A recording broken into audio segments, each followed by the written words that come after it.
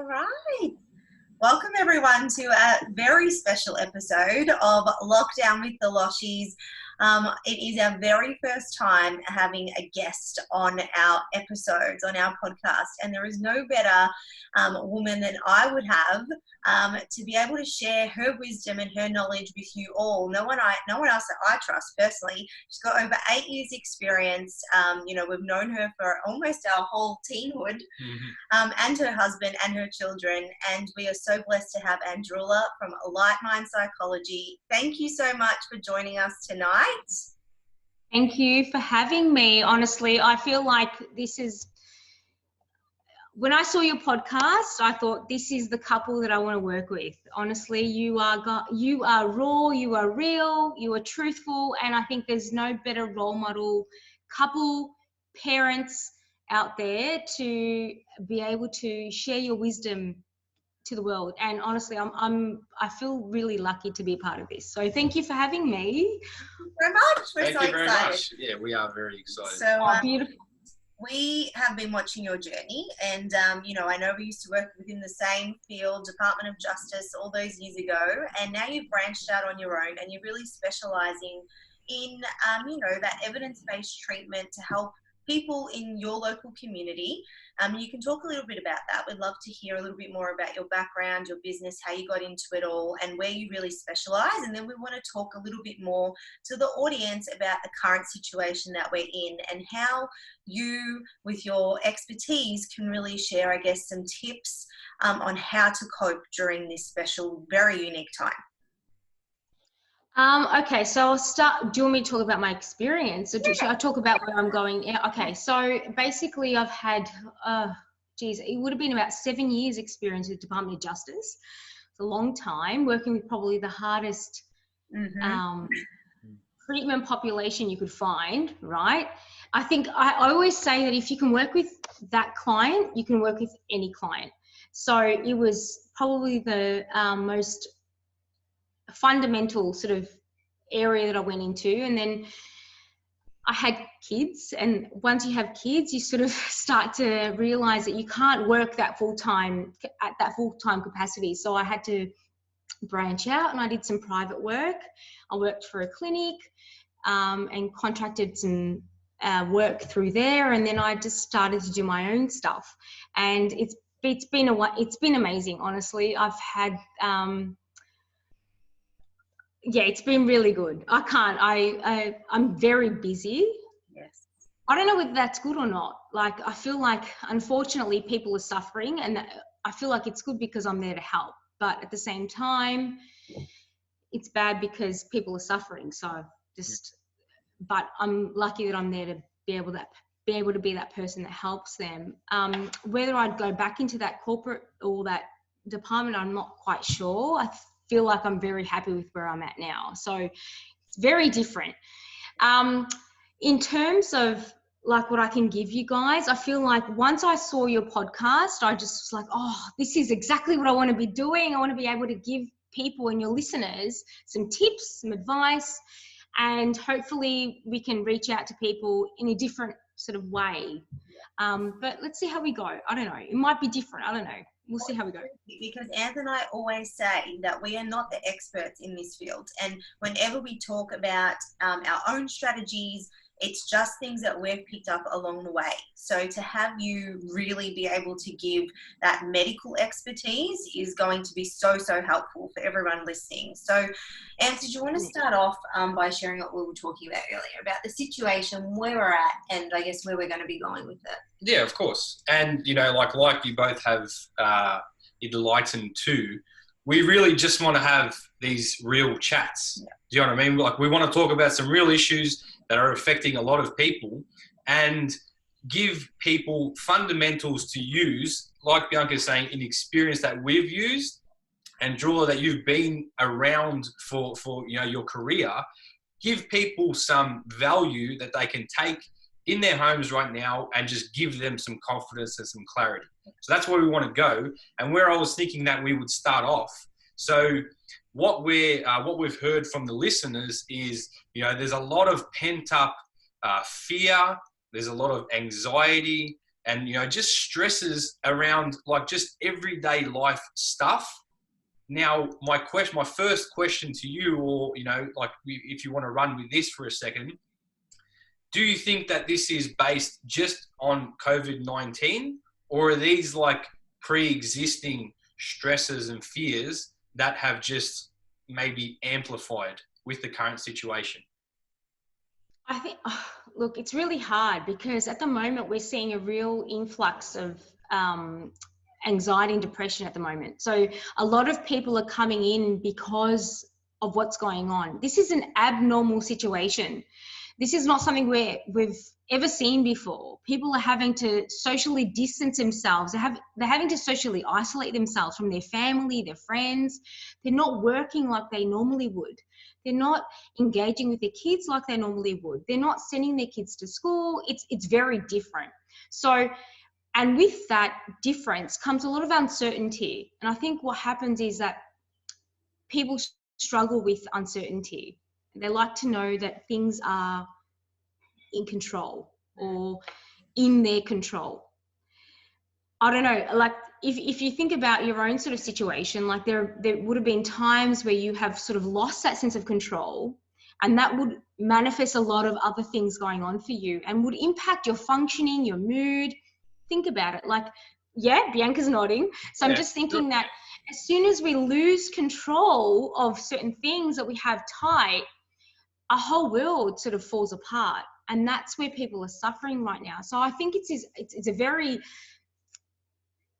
I wouldn't say it's COVID-19 as a separate unity. I think it's something else that's going on for the person, but this is triggering their anxieties and their sense of loss of control.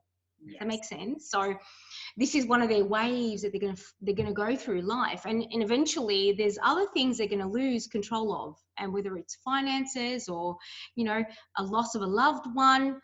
These are their waves. COVID-19 is one wave, but another wave will come up, and another one, and another one. So we've just got to ride those waves. But this is one that we actually can't control right now. We're sort of stuck.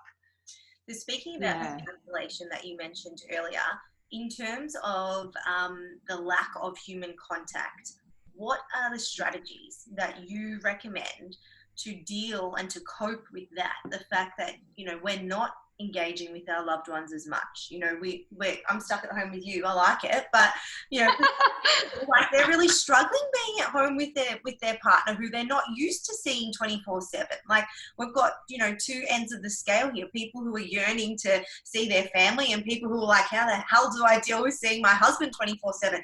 So, you know, talk to us a little bit about that human contact, how important it is for us to have, but then how to actually deal with it when you've got it. Too much. Right. I know, I get it. Look, we're social beings. We want to be around people. Yeah. And I think the moment that's taken away from us, we struggle. Our moods are dysregulated. Our functioning's deteriorated. We want to be around people who make us feel good. Yes. And that's just a part of who we are, right? So it's obviously been taken away. There are avenues that we can still keep in contact with each other. So there's the FaceTime, and I know our question was around FaceTime and Zoom, and that's fine. We can do WebEx and all of those technical stuff. But I think let's tap into the stuff that we used to do, or our parents used to do back in the days when they used to write letters to each other, or they would send gifts, or, you know, I think Mother's Day is a really good example right now. So we could maybe send a hamper to our mother-in-laws or mums, and make our kids write a note. Something that's, you know, those little acts of kindness will improve our mood and make us feel like we're doing something positive, right? They're the little things that we can do. But I think what I would suggest for people is to just sort of take a little bit of perspective, because we're actually fortunate that we still have these people in our lives. Like, we can actually still see them, whether it's through Zoom, FaceTime, WebEx, whatever it is. A lot of people have lost people. They're dealing with grief and loss at the moment. So I think we need to step back and say, hang on a second, I'm actually fortunate because I've still got these people in my life. I can actually still call them if I need to, or I can still do a Zoom or FaceTime, whatever it is, or send them a package if I want to. So it's stepping back and saying, let me be grateful for a second and take perspective, because I think people forget to do that, and they think of everything bad that's in their life, but not so much all the positive stuff and the good stuff that they have. So I think that's a strategy that we need to get people to start to do, and think of all the things that they've got, as opposed to all the things they don't have. Does that make sense? It's, I don't know, do you guys feel like, how do you like we practice gratitude every day. Like that's something we sit around the table. We talk about what we're grateful for at the beginning of the day, at the end of the day. We write it in our journals. That's a practice that we've embodied individually, as a couple, as a family. But how do you teach someone who's not perhaps as aware to learn gratitude or perspective? Or heighten the awareness just to begin with. Yeah. So what happens is people typically have to go through a really like a hard patch. They have to lose something, right? It's extreme. Yeah. People will change when they've lost something, whether they've lost a loved one, or they've lost their home, or their health. They get a health scare. They start to realize that there's the stages of change. I think Bianca, you would know about the stage of change. There's a pre-contemplation stage, there's a contemplation stage. Yeah. So that's when we start to realize that we've lost something. And when you've lost something, you start to realize, oh, hang on, what do I need to do to get it back? Or what do I need to do to start reevaluating my life and what I've gotten to be grateful of? And that's when the conversation starts to happen. We can't force people to have that conversation, but I think this right now is going to get people thinking.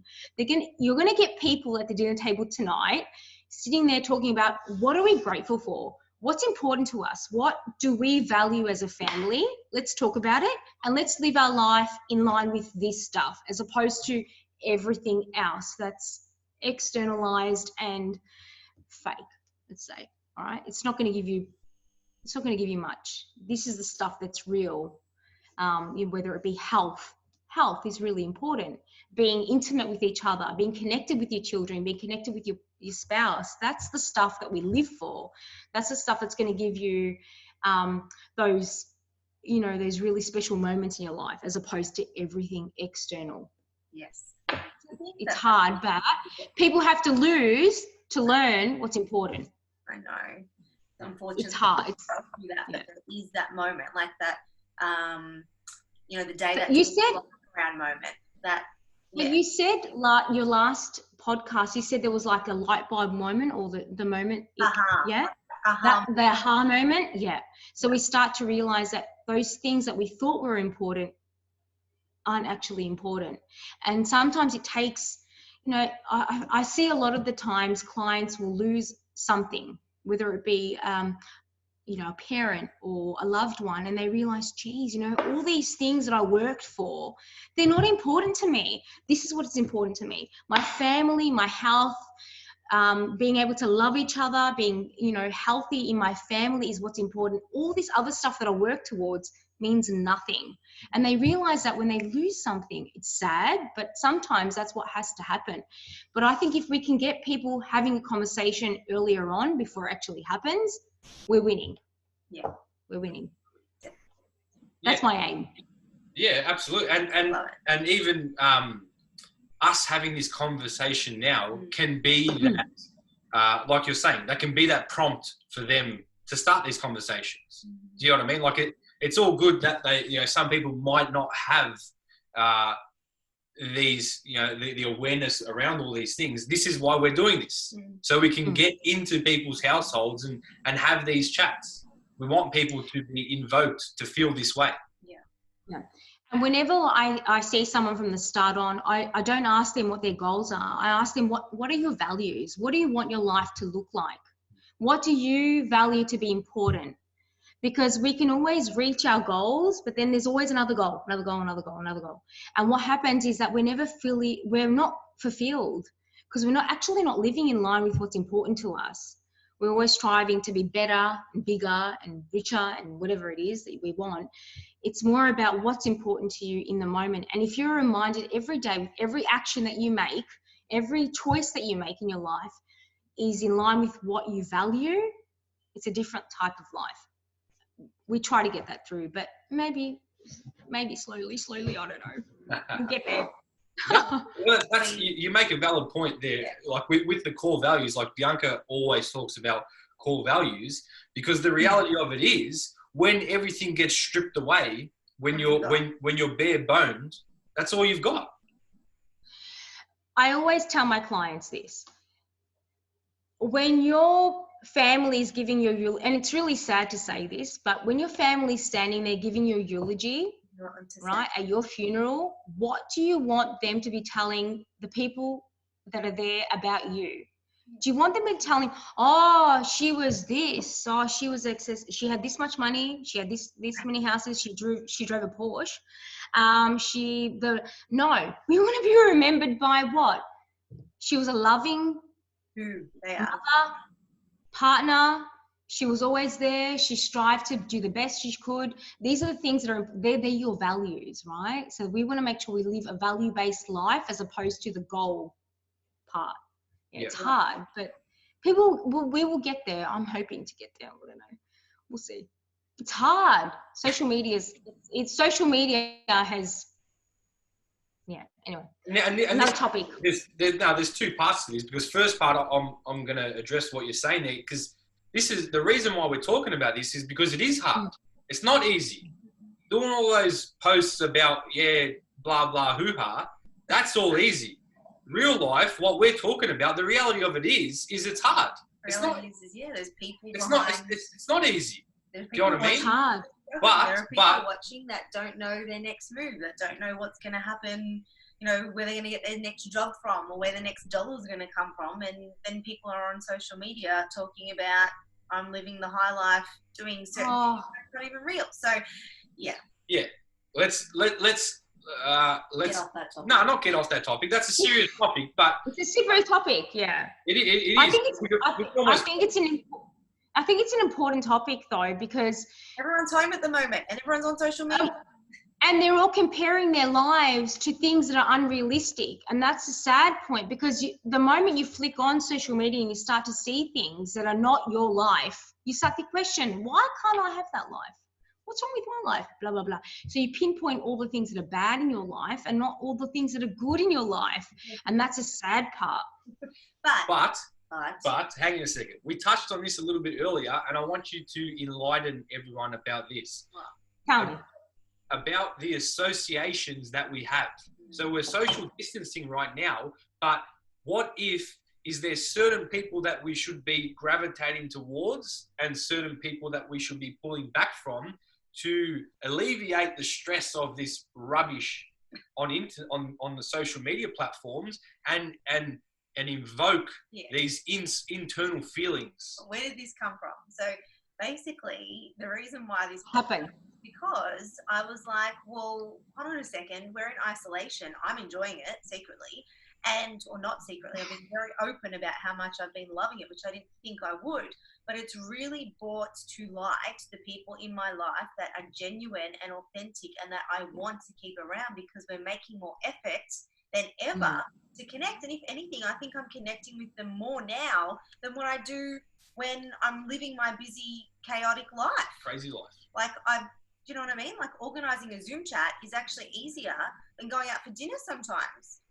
And just sitting there and having a blah, blah conversation versus sitting on Zoom for 3 hours with your best friends and having a genuine conversation with people I want to be having a conversation with. So, to go back to Ant's question, that's where that sort of came from. Is it normal to be gravitating towards people that, I guess, bring you light versus not so much people, like the people that they just don't bring you joy?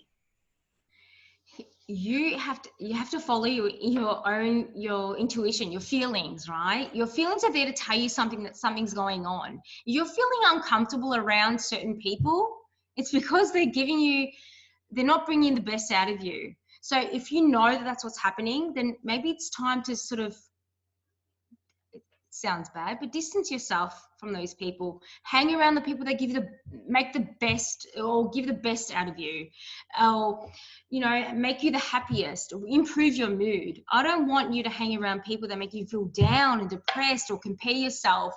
I'd rather you hang around the people that make you feel positive, encouraged, and they improve your mood in general.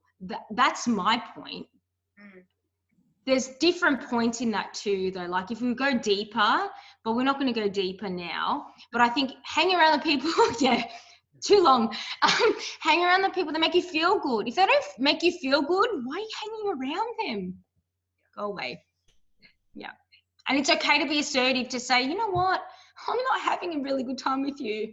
I might distance myself around you for a little bit, just so I can find my bearings.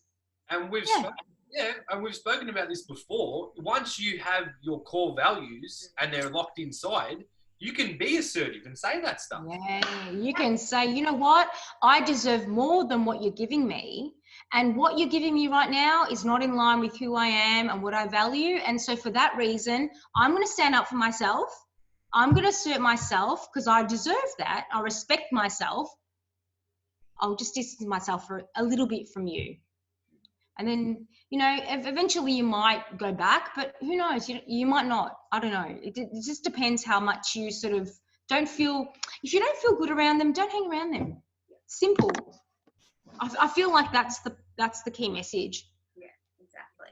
I love it. Yeah. People struggle with that. Anyway, that's another topic. But we've got so many topics. We've got so many future episodes. In terms of the internal pressures, let's talk about that from a male perspective, from a female perspective, whether they're working, not working, being made redundant. Can we talk about some breathing techniques, certain strategies that you give your clients that perhaps, like, I know we spoke about general anxiety, but you know what, I talk about meditation all the time. Man, I say I meditate, but it's hard, like, to get in like just 10 minutes to myself sometimes. Like, what can each person do that's listening that is, you know, that has that internal pressure when it comes to work, family, and just life at the moment in general?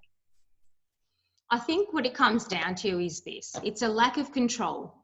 And the moment you start to see things in your life that are starting to fall out of your control, we get this anxiety and depression around it, right? We feel like we can't fix things or make things work, and we feel out of control, and that's what makes us feel down. It's really simple to say this, and it takes a lot of treatment to work through this, but it's around letting go of that control.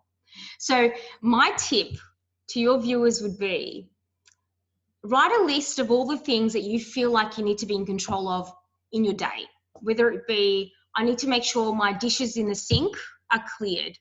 I need to make sure I put a load of washing on today. I need to make sure that my t-shirt's ironed. I don't know. It's something that you feel like you should be doing. They're your rules, right? And I want you to break them.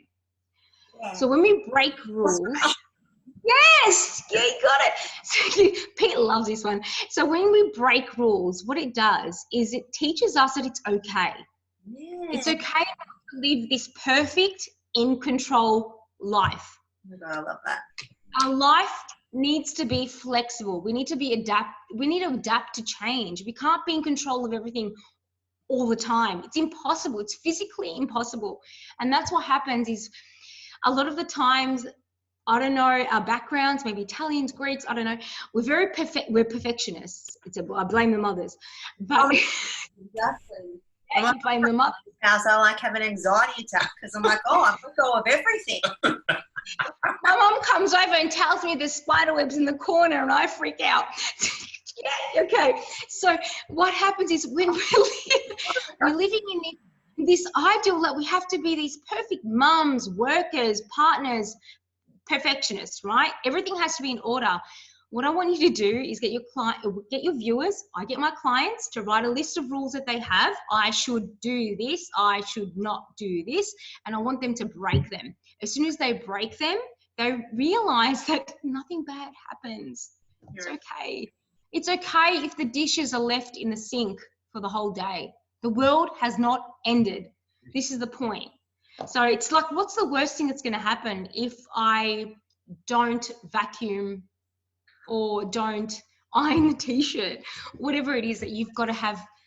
Yeah, you got it? You got it. I break the rules all the time. Don't worry, we got that good. Do you break rules? Oh, good. But some people live in that stress. Like they feel like they have to have everything.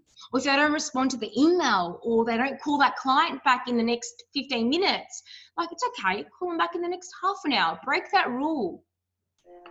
Yeah? Yeah, mate, that's a massive. I've got a list of things like that. What rules do you have, Bianca? What rules do you have? I don't have any rules.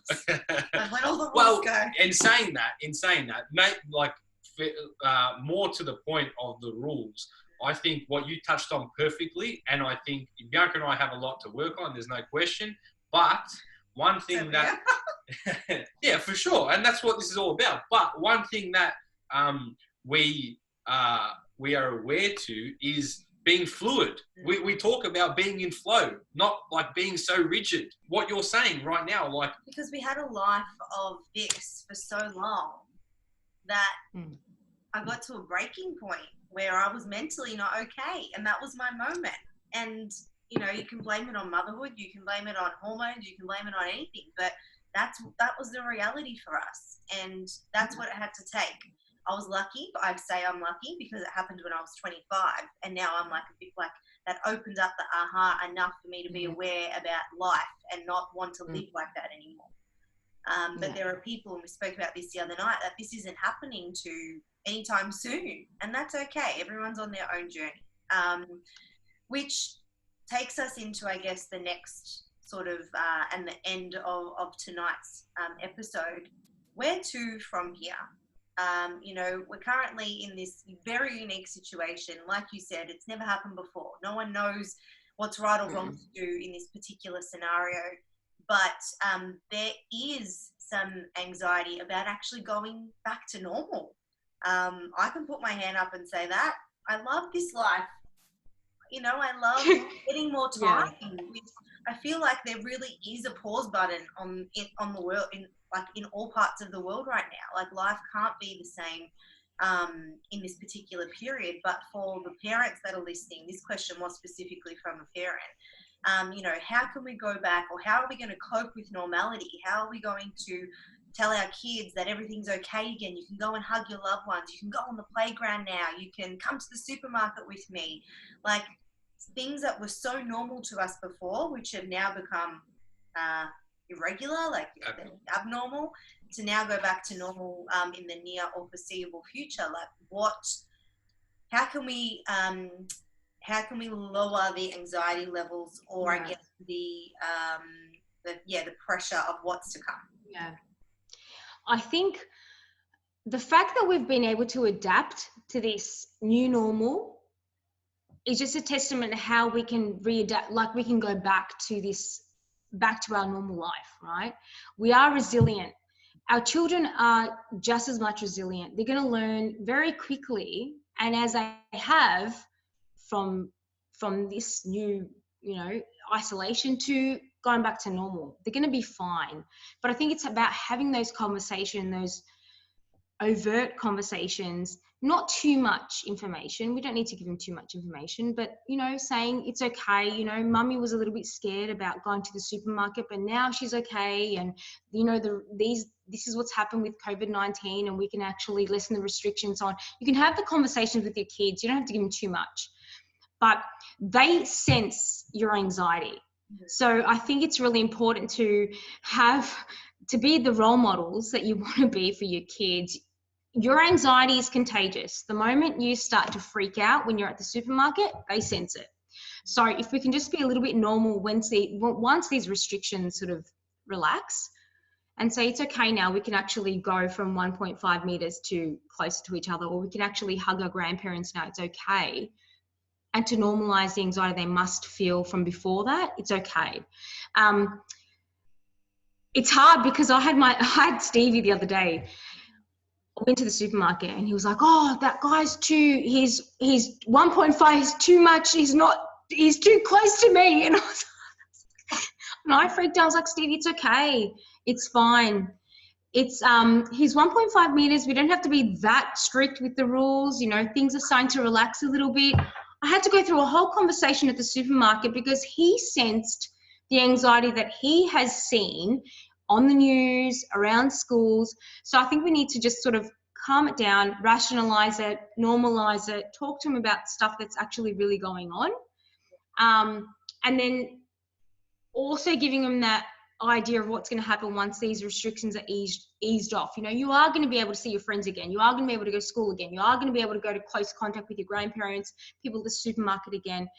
You know, it doesn't mean that I think the basic hygiene is probably going to be practiced, but this other stuff is probably going to be a little bit less strict, right? Yeah. Having those honest conversations, open conversations, but not scaring them too much. And they can sense your anxiety very quickly. So trying to stay focused with how you're feeling, so you don't external and project that stuff onto them. I don't know. Do you feel like sometimes, I know Pete's very much is very different to me. He's like hypervigilant, and I'm like, calm down, it's okay, it's all right. So how do you guys find it, like when you go out, like, or if you've gone out, or with no, different? Very opposite. The girls would be pretty chill with me because he's chill. I'm pretty chill about all this. Yeah. Well, you're the opposite to mine. He's okay. Yeah. Okay. That's okay. That's just. That just, you know what? Stay away from the mass media. I think the mass media has a way of getting us. We don't. When the people talk to us, and they're like, "Did you see that on the news?" No, I haven't watched the news for 5 years. Don't. I think you need to stay informed with the right facts, and there's credible resources, credible websites that you need to go to instead of focusing on 9, 7, 10.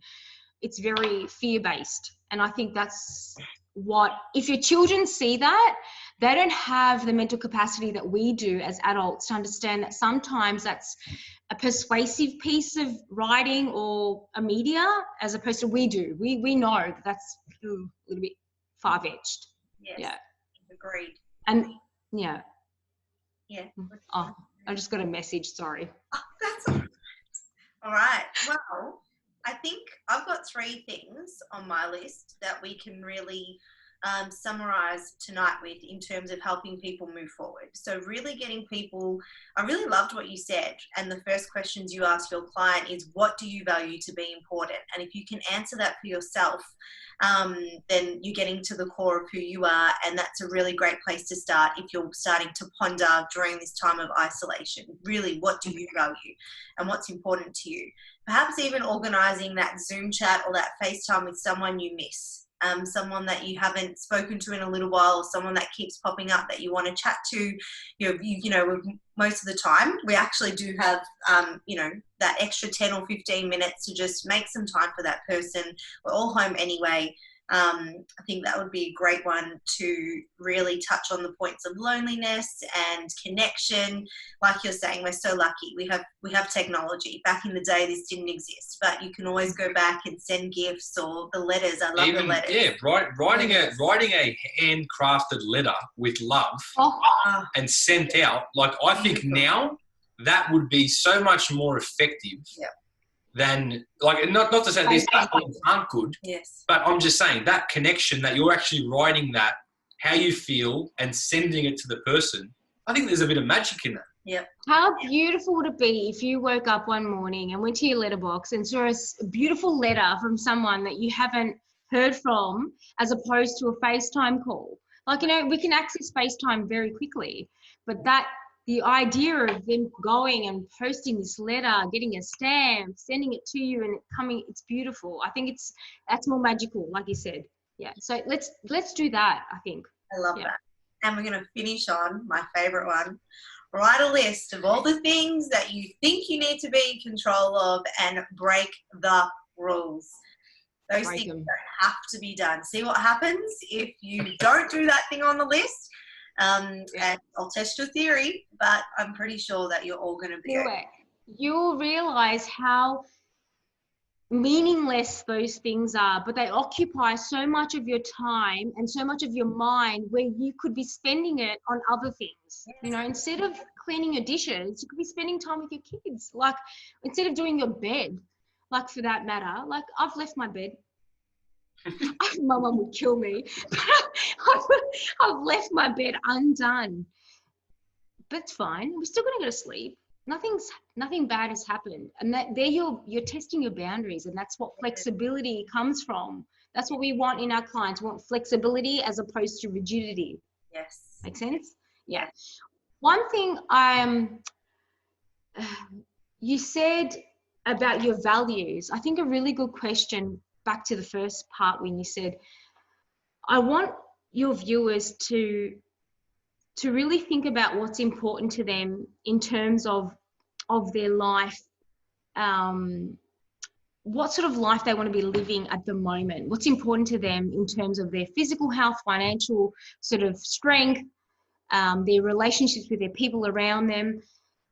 I think that's a really key point. And I don't know, I will give you some resources as well. There's a few authors and psychologists that I like to follow, so I'll give you some tips. But if your viewers want to follow this particular one, it's Russ Harris, and he's the acceptance commitment therapy, you would know, yep.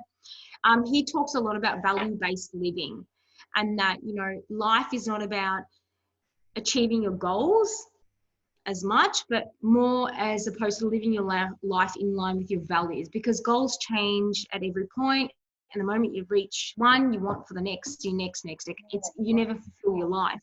Yeah. More about living in line with your values. So if you can get your viewers onto that would be really good, but see how you go. Right. I'm happy to do one whenever you want. I love it. Well, what we're going to do is we will put your information and your details with this post when we release it. You can always contact me at Bianca_the_Feel-Good-Mama for Androulla's details, but start following her through Light Mind Psychology on Instagram and Facebook. I'm sure that you'll be happy to answer any questions if anyone has them directly. And our competition for the month is snap a picture of yourself watching this particular clip and takeaway.